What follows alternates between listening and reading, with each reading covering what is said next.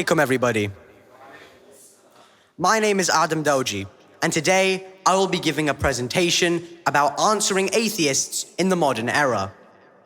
Coincidences. How far are you willing to believe in a coincidence? What if I told you that every action you've ever done, every thought you've ever had, everything you will do, and everything you have ever done was pure accident, a coincidence, caused by nothing but the movement of energy randomly 13.7 billion years ago? It sounds ridiculous, doesn't it? Yet that is the atheist argument. And today, I will be showing you why the atheist argument is fundamentally false. Now, while there are many proofs to evidence Allah subhanahu wa ta'ala's existence, I have chosen only 3, making sure to use authentic and accredited Shia Hadith books. Now, I am 15 years old, and I am surrounded by atheists constantly. And whenever I'm in a discussion with an atheist friend, one question always shows up. How can Allah subhanahu wa ta'ala, being all-loving and all-merciful, why are there innocent people who have so much harm in their lives? This question is nothing new, and our great imams and leaders of the past have answered it well.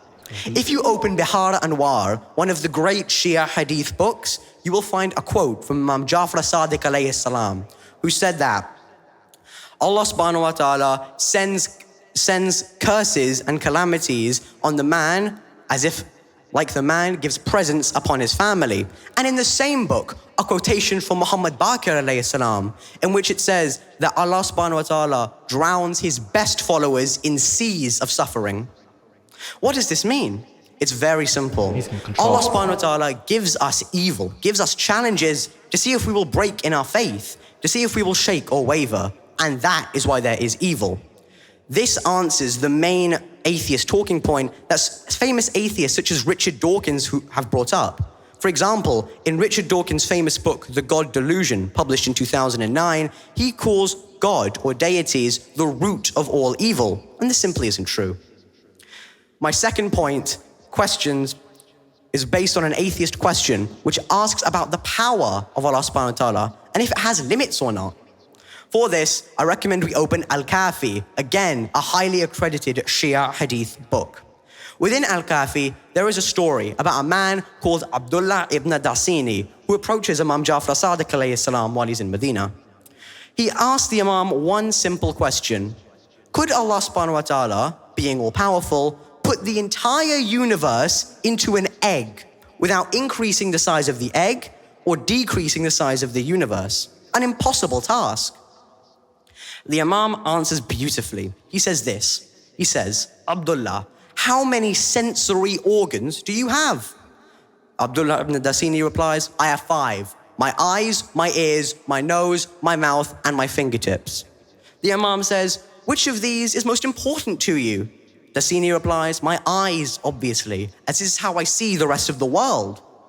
The Imam then says, how big is the pupil of your eye? Dasini says, about the size of a lentil or a grain of rice.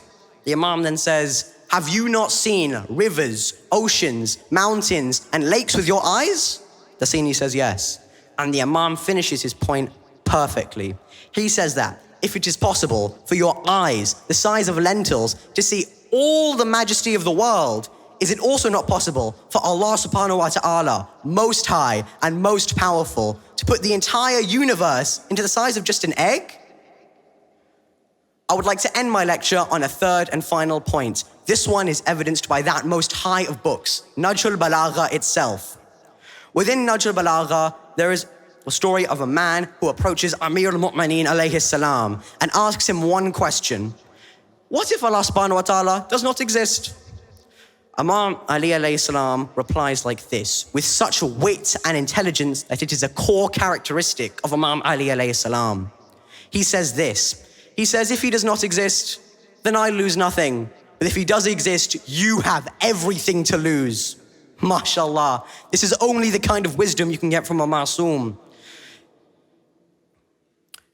This is the final point. This is why I made this lecture, and this is the magic bullet for atheism. The question is not, does Allah subhanahu wa ta'ala exist? No. The question is, are we doing enough in our daily lives to remember the existence of Allah subhanahu wa ta'ala? Thank you.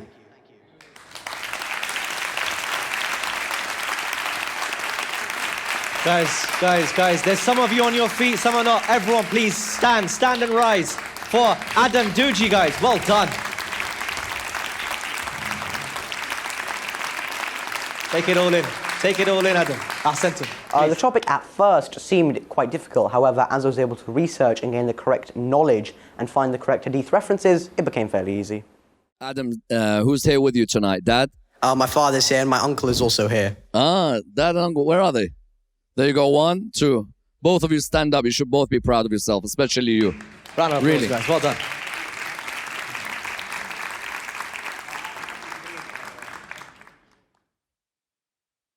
Absolutely brilliant. I loved it in so many different ways. The first way in which I loved it was the brilliant referencing of the religious and the secular. You referenced Richard Dawkins. It showed that you had a grasp of the literature related to the subject.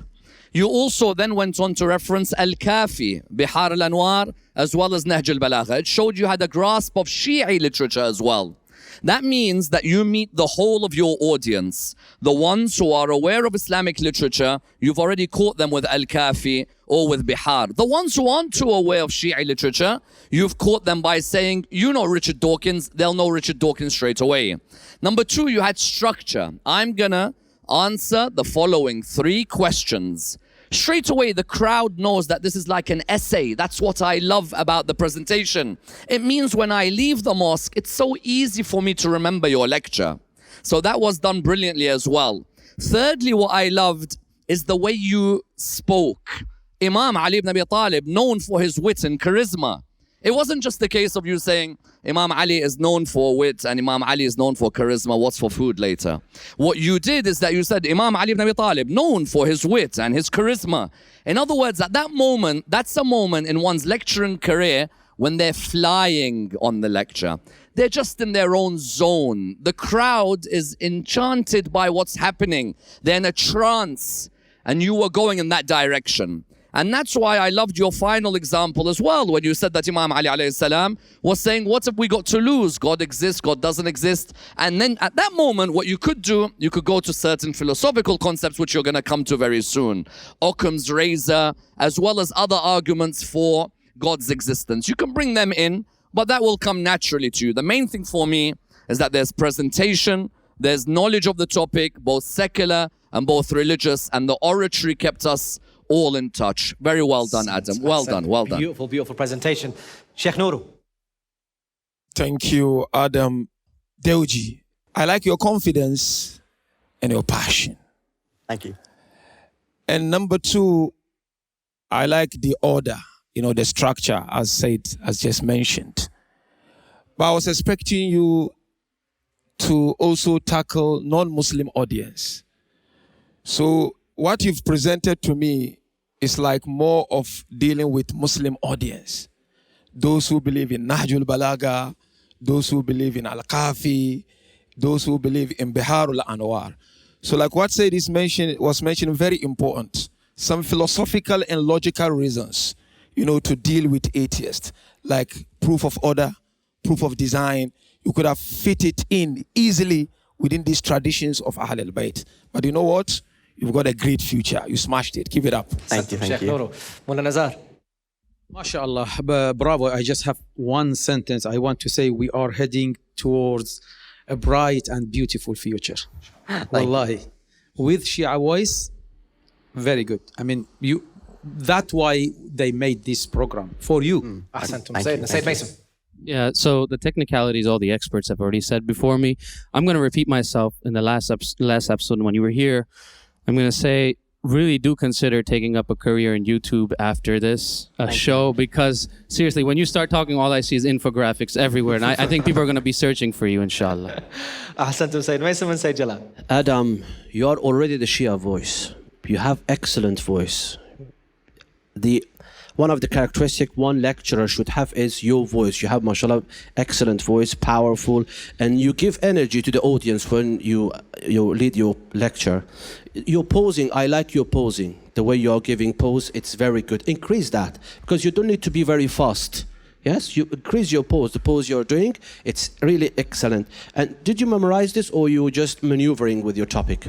I chose to memorize it, as I think paper slowed me down a little bit, so I decided to ditch the paper completely. Yeah, it's good to just you do yourself, okay? Don't memorize it. Excellent, excellent job. Never, ever, ever in your life memorize a lecture.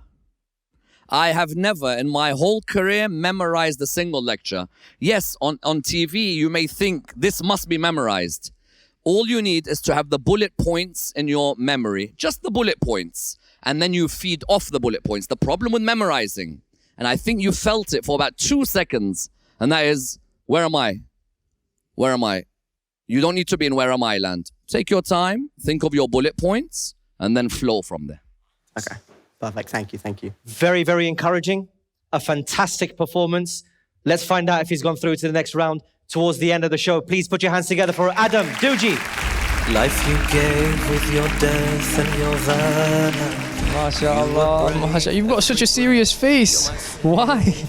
I always feel that whenever I'm presenting, I have to really put energy into It's your concentration face. Definitely, absolutely. You don't want to see my concentration face. Okay. So of course your presentation was amazing, very confident. Do you feel like you've done enough to get to the next round? I personally feel like I do feel like I've done enough to get to the next round, and I think with the new feedback I've been given, I can really improve on my lecturing from now on. Honestly, I thought it was amazing.